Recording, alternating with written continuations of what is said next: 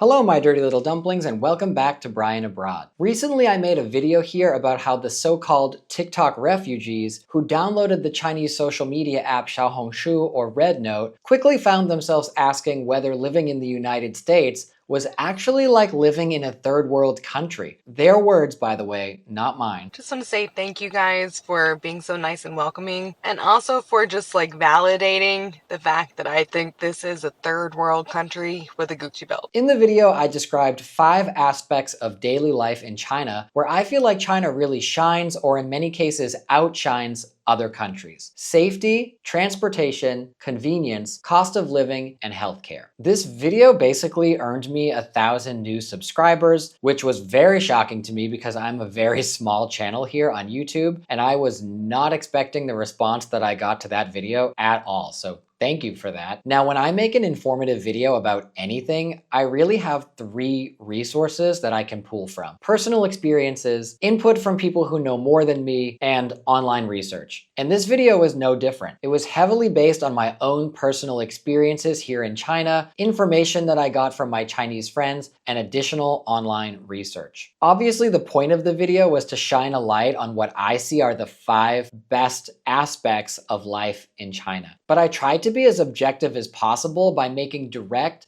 fact-based comparisons to my life back in the US. Now, many people were able to watch this video and find it very clear and objective, but for some other people, they wrote some very interesting comments. And y'all, I posted that video and then I went to Japan for 10 days. So I didn't even really have the opportunity to respond to as many comments as I wanted to. I was trying to pack from my trip as the comments were rolling in, and I was like, 1 pair of underwear. Reply, reply, reply. 1 sock. Reply, reply, reply. Not even a pair of socks, like literally just 1 sock, because I was so distracted by the comments to the video. So now I've been wearing the same pair of underwear and 1 sock around Japan for the last 10 days. Do not recommend. But now that I'm back, I wanted to address some of the comments that I received. Comments from people who had honest questions that they wanted answers to, and comments from people who were like, he said something good about China.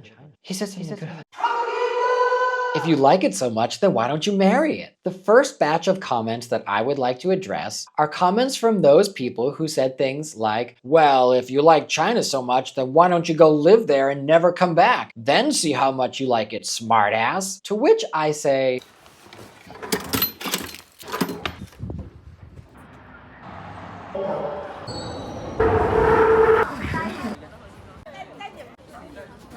I actually live here, and I have for the past 7 years, and I have no plan of going back to the US anytime soon. Did you guys think that I made a video about how great living in China is from my sofa in the United States? Like, come on.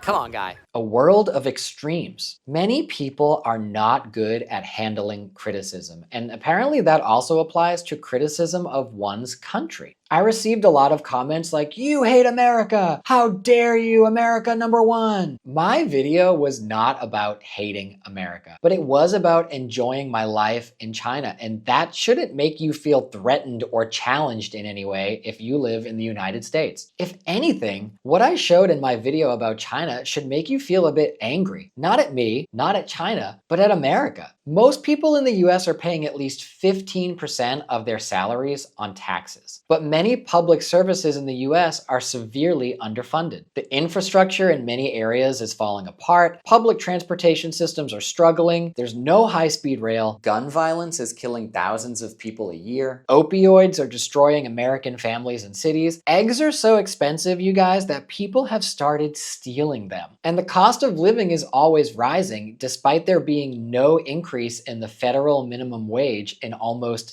16 years. My video is not America's biggest problem. People should see what happens in other countries around the world and think, why don't we have those things? What can we do to be better? But also, like, how can the same people who call other people with open minds snowflakes be so damn sensitive? They may take our lives, but they'll never take our guns. As soon as I mentioned guns in that first video, basically anyone with an NRA membership and a thoughts and prayers copied to their clipboard for the next school shooting ran to attack me in the comments. Of course, I got the guns don't kill people, people kill people line, which is true. Guns on their own don't kill people. But check this one out. People with guns do kill people. They kill a lot of people. And we're really bad in America at keeping guns out of the hands of people who want to kill other people with guns. The Gun Violence Archive cataloged 505 mass shootings and nearly 17,000 gun-related deaths in 2024, which does not include people unfortunately taking their own lives. According to CNN, in 2024, there were at least 83 gun-related incidents at US schools. Education Week, who has been tracking school shootings since 2018, reported that there were 39 school shootings in 2024 that resulted in injuries or deaths. A study done by the Violence Project showed that in school shootings where handguns were used, an average of 1 to 2 people were killed, whereas in school shootings where assault weapons were used, the average number of deaths was more than 5. A recent study published in the Journal of the American Medical Association found that shootings with assault-style weapons resulted in 0.72 more deaths than shootings with handguns. So maybe if there were less guns or more regulations, less people would get guns and then kill people with guns. Now, I made a joke in that last video about TikTok getting banned before AR-15s, and that really set people off. How are you gonna ban AR-15s, numbnuts? I'd like to hear that. I mean, we could try not selling them. We could try reinstating an assault rifle ban. We could introduce government buybacks for people who willingly surrender their previously purchased AR-15s. And look, I'm not an idealist. I know that this would never happen. I know that this would introduce a whole set of new challenges. I know that it would probably do almost nothing for the millions of assault-style weapons that already exist in American homes at present. I know that compliance would be very low if the government asked people to willingly surrender their firearms, even if they were being paid for them. But if our government wasn't in bed with the NRA, there are steps that we could take to decreasing the amount of these kinds of weapons that exist in the United States, if we really wanted to. I can't believe you want to disarm our people. My guy, I never said no guns. I said no AR-15s. You can have as many handguns as you want. You can kiss them every night before you go to sleep. You can ask God to watch over and protect them in your nightly prayers every night. You can sleep with them under your pillow. I don't care what you do. But I don't really understand why the average American person needs to have access to an AR-15. Now, when I made that joke in my last video, though, I had no idea that AR-15s are the official weapon of protecting yourself from the government turning the military on its own people. I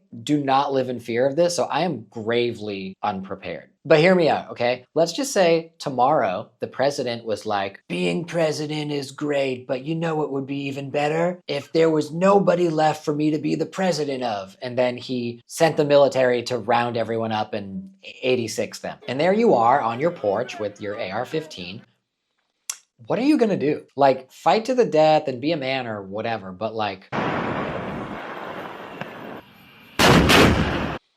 good luck. Is this CCP propaganda? Anytime that you say anything positive about China, a few things are guaranteed to happen. And the first of those things is that people will come to the comments to accuse you of being a mouthpiece for the Communist Party of China. Now, I don't really have a way to prove to you that my channel is not funded by the Chinese government, so I guess you guys can just believe whatever you want. But let me just riddle you this. Why would the Chinese government pay someone that has 730 subscribers who makes like 6 Disney videos a year to spread misinformation and propaganda about China? Like, I'm at the Magic Kingdom and I'm showing off Cinderella's castle, and then all of a sudden there's just this quick flash of the Chinese flag and national anthem. Like, who would this content be reaching? Let me know. You know what I do think is funny though? If an American goes to Japan and makes a video about all the cool stuff that they did in Japan and how efficient the subway system and the Shinkansen were and how polite the Chinese people were to them, no one is going to say that's Japanese propaganda. They're going to say, wow, Japan looks so great. I want to go there too. If a Chinese person travels to New York City and makes a video about how they went to all these cool clubs and restaurants and they watched a Broadway Broadway show and visited the Statue of Liberty, no one is going to say that that's Western propaganda. But if somebody, God forbid, says anything positive about China, all the little Larry the Cable Guys come running to the comment section to cry propaganda. Why is that? Could it be racism?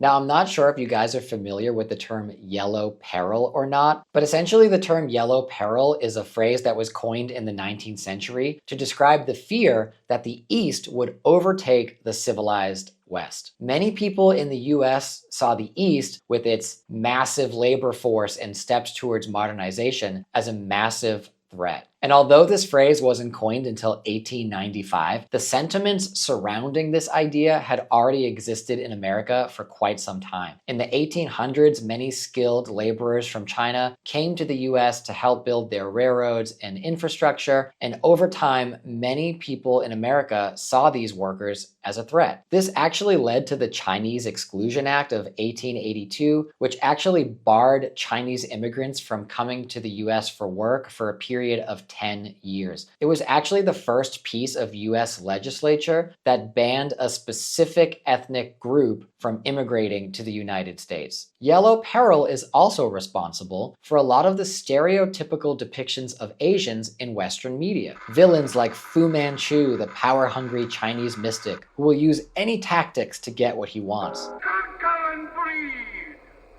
Kill the white man and take his women. Over-sexualized women who will degrade the moral fabric of our men and our culture and promote racial mixing. And yes, both of these actors are white people in yellowface, but don't worry, it gets so much worse. Oh, darling, I am sorry, but I lost my key. But that was 2 weeks ago. You cannot go on or keep ringing my bell. You disturb me. You must have a key made. Asians being misrepresented in Western media is a tale as old as time at this point. But I'm not sure if the average person really thinks about how damaging it is to people whose only exposure to Asian people is through characters like Long Duck Dong in 16 Candles. What's happening, hot stuff? And Scarlett Johansson in Ghost in the Shell. Yeah, that was a joke, but unfortunately, that really did happen. Yeah. Western media has had a huge hand in spreading negative Asian stereotypes and encouraging racist attitudes towards Asian cultures and their people. And that has caused a lot of people to latch on to these racist ideologies surrounding Japanese people and Chinese people. More racism. I don't know if you guys follow Chapel Roan, but I remember that one time where she told off one of the photographers on the VMA red carpet, and then everyone online was like, oh, bless her heart, she has no media training whatsoever. Hi, that's me. I'm not used to getting 1,000 comments on a video here, and there were plenty of comments that I knew I should not have interacted with, but I have a really hard time letting certain things slide, and one of those things is racism. I was not really prepared for the amount of overt racism I would receive in my comments on the last video. I mean, I knew there'd be a little bit of racism, but I wasn't expecting the sheer amount, and it wasn't even just racism towards Chinese people. It was racism towards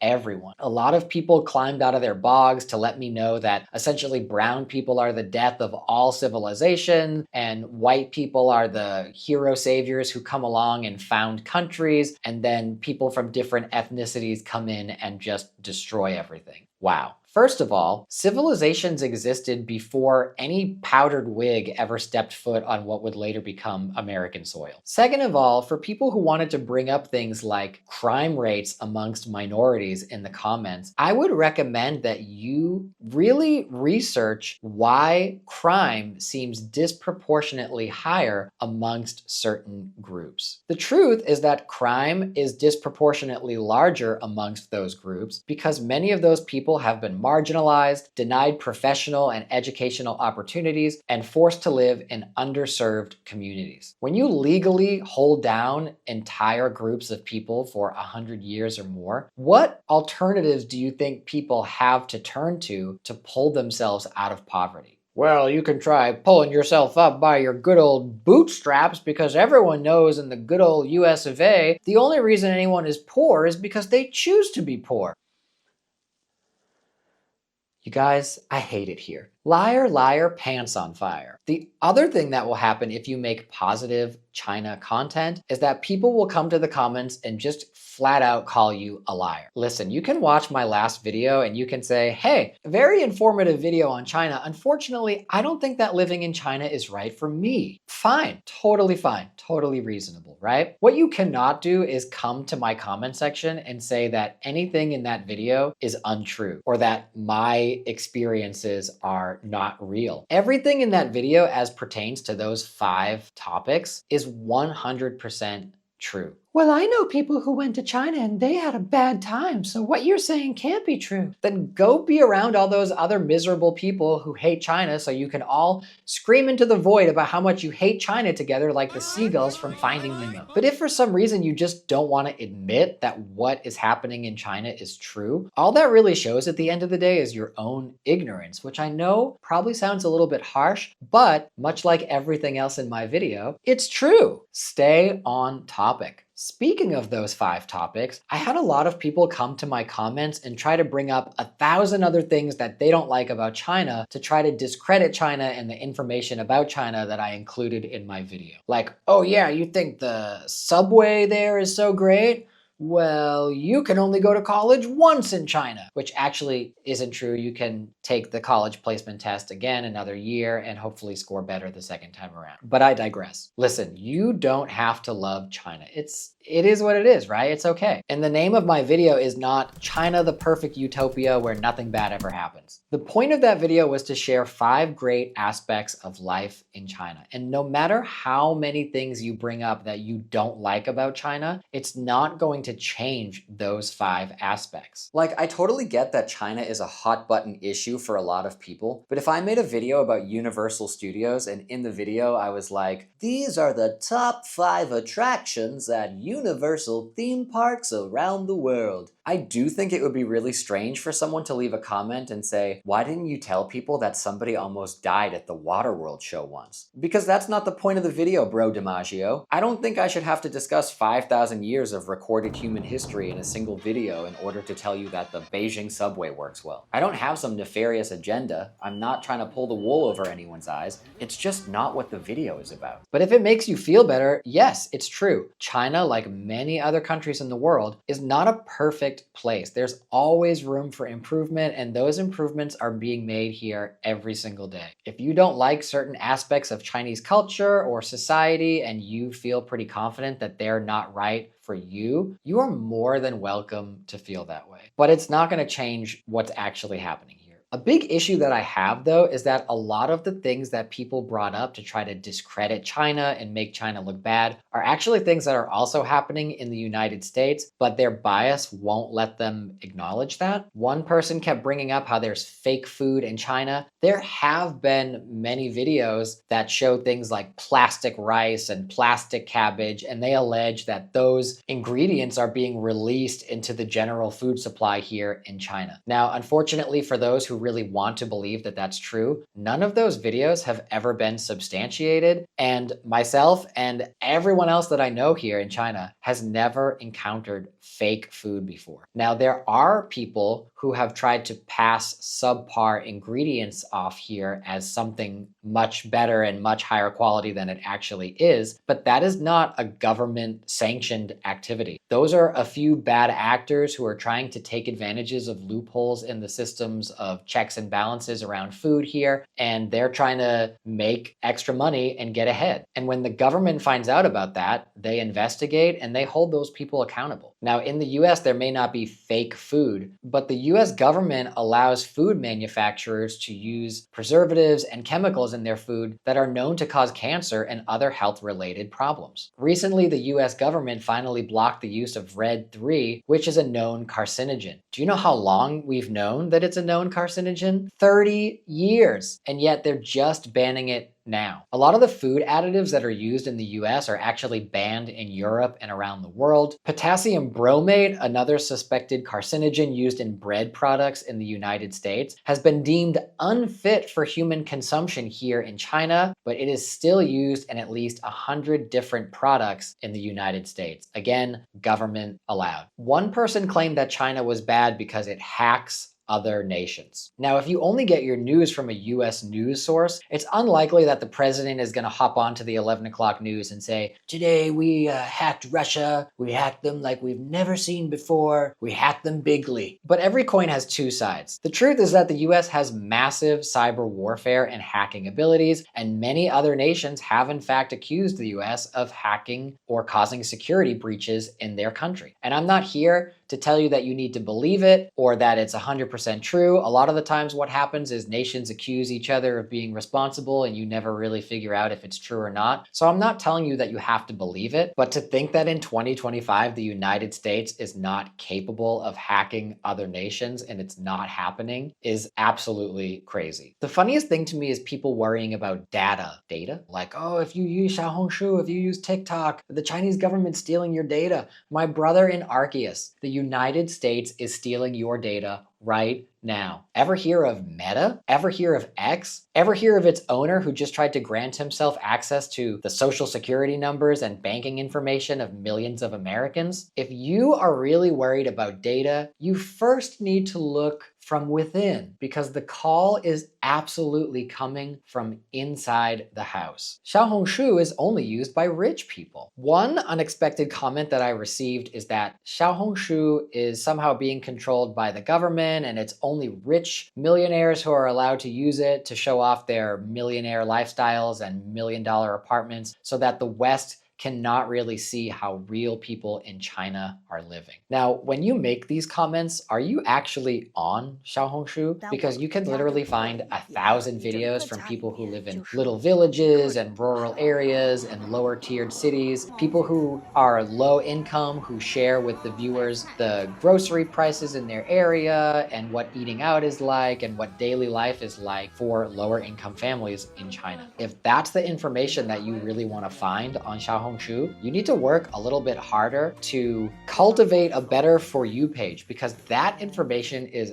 absolutely out there if you look for it. Immigration. Now, there were also a few comments from people who are like, I don't get it. If China is so great, why are there so many Chinese people in America? I know that because I said the subway works well here and that corn is only $1 a pound, that may have tricked you into thinking that nobody faces any hardships here or that there's nobody here that falls below the poverty line, but that is absolutely not true. China is still a developing nation. There are plenty of villages and small rural areas here that are night and day when compared to major cities like Beijing and Shanghai. And just like in any other nation, if people think that they can live more comfortably or find better opportunities elsewhere, they're going to go to those other places to look for those opportunities. Not to mention the fact that the United States has some of the highest paying jobs and best universities in the entire world. Plus, I don't know if you realized how ingrained in other cultures around the world the concept of the American dream is. Everybody everywhere knows about the American dream. And even though a lot of the comments that I received on my last video were from people who can't afford eggs or who can't afford the price of a doctor in 2025, even though they're college educated, show that the American dream is far out of reach for many people in America these days, the power of that concept is not just going to fade away overnight. It's ingrained in our culture and in the cultures around the world that America can offer you a better life, and I don't think that that is going to change anytime soon. Cost of living. The fairest comments that I received were probably from people asking about what the average cost of living looked like for the average Chinese worker here in China. A lot of people said that I was being paid in US dollars or that I was making 7 to 10 times what the average Chinese worker makes, so that my analysis of the cost of living here was inaccurate. So I just want to break it down a little bit. Now, according to government figures, the average monthly salary here in Beijing is 11,761 RMB. Now, I really wish that I made 7 or 10 times that amount. That would be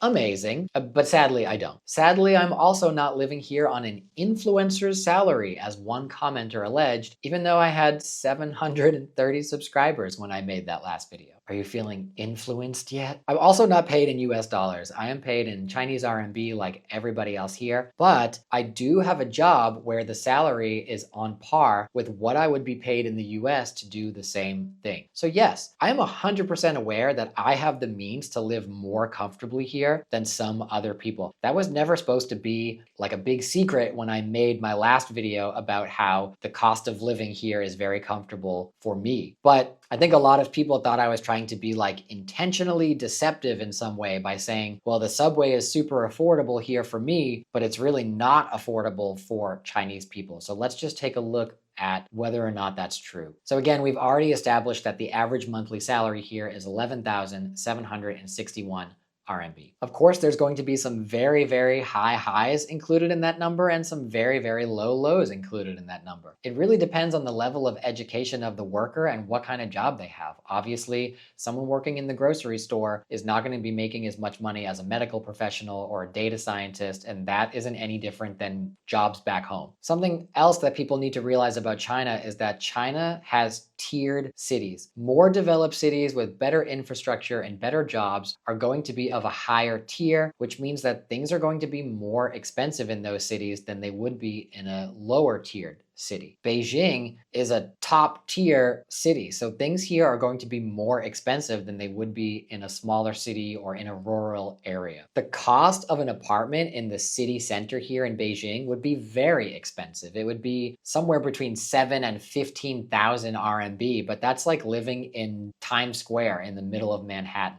If you find an apartment in the suburbs of Beijing, like where I live, you can find an apartment for an average of 3,824 RMB. Now, where I live currently, it's a little bit more than that. I pay 4,600 a month because I have a 2-bedroom apartment. But my last apartment was even cheaper. It was only 28.80 each month. And when I got on the rental app and took a look just last night, I found some really nice apartments for 1,900 RMB, which is around $260 per month, and 3,000 RMB, which is around $411 per month. The average monthly cost of utilities is around 396 RMB. Personally, the most I've ever spent on utilities is around 260 RMB per month, but some people here live in commercially zoned buildings which have higher rates for electricity and water. A monthly phone plan is around 70 RMB, and a month of internet service for your home will cost you around 97 RMB. In total, it's 167 RMB per month for phone and internet, but I actually pay a little bit more than that. I pay 196 per month, but it all depends on how much data you want on your phone and how fast you want your internet to be at home. Now, a round trip on the subway may cost you as much as 12 RMB. So let's just say that you're doing that 5 days a week for around 240 RMB per month. Groceries here are very cheap. I tend to shop at a more Western looking supermarket, and I typically spend about $40 to $50 each week on ingredients to make a whole week worth of meals. If you shop at a local market, you can get ingredients even more cheaply than that. I did a sample shop at a cheaper market online and it came out to 351 RMB, which is $48, but I also did it as though I didn't have any sauces or staple dishes at home. And I included some Western ingredients like pasta and sauce, which were a bit more expensive than some of the other things that I was buying. If I take out those kinds of things like ginger, garlic, sesame oil, soy sauce, rice, frozen dumplings, things that you're not going to be buying every single week because you'll have some left over at home from the weeks prior, and I switch out the pasta with fish, it dropped to 239 RMB, which is only $33. So let's just say you spend around $40 each week on groceries, even though I don't believe most Chinese people are spending quite as much as that. After subtracting rent, groceries, subway, utilities, internet, phone plan, and so on, you're still left with around 6,000 RMB, which is more than 800 US dollars. And you can use that money for travel, entertainment, eating out, shopping, and medical visits. When I worked in the US, I never had an extra $800 left over after my expenses. Now again, that 11,761 is the average salary. I have friends that make around 10,000 RMB. I have friends that make around 6,000 RMB after taxes. So of course, those people need to be a little bit smarter and more frugal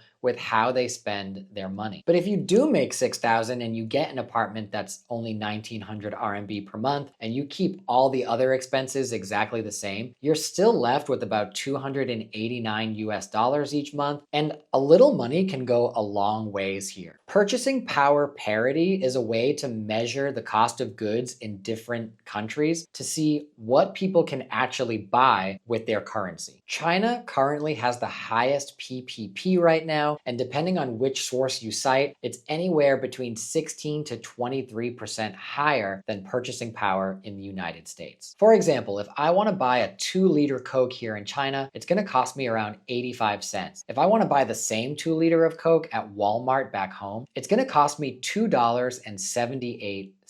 So if we each had $1, you have $1 and I have the Chinese equivalent, which is around 7.29 RMB, I can afford to buy that soda, whereas you would only be a third of the way there. How can I retire in China? A lot of people ask me how they could come to China to spend their retirement. And to be honest, the answer is you cannot. Unless you're here on a valid work visa or a family visa, meaning you're married to someone who works here or you're married to a Chinese citizen, China is not going to let you come here and spend your golden years walking around the Forbidden City. Immigration is very strict here. They do not really give out citizenship. I would not really recommend that you set your sights on China for a place to come and retire, but I do recommend that you come and travel to China and see if you like it. Come to Beijing and see the Great Wall and the Forbidden City and the Temple of Heaven. Go to Shanghai and check out the awesome waterfront skyline. Go to Xi'an and visit the Terracotta Warriors. Eat all the great food that this country has to offer that you don't often get to see in the United States. Come and see if you like China as much as I think you might. That is my recommendation to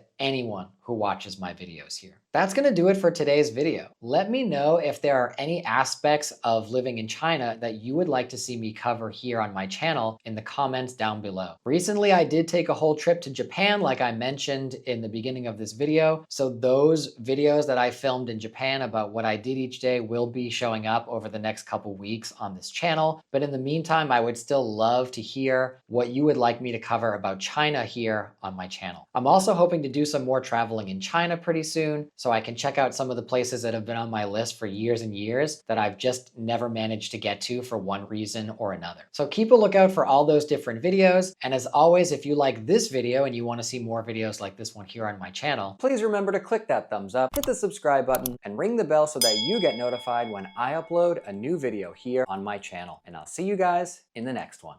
Bye-bye.